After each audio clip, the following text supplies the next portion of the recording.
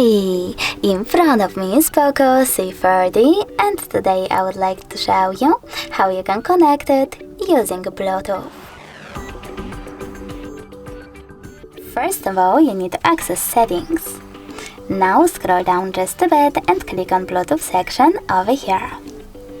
Then tap on this switcher next to Bluetooth feature and wait for available devices to show up. When they do, click on the chosen one. In my case, that one.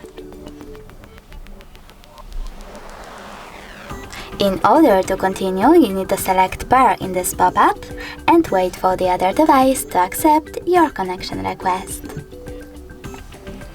As you can see, my devices were successfully connected. If you want to disconnect them, you need to click on the chosen device on the circle icon over here. Then select unpair. And now they are disconnected.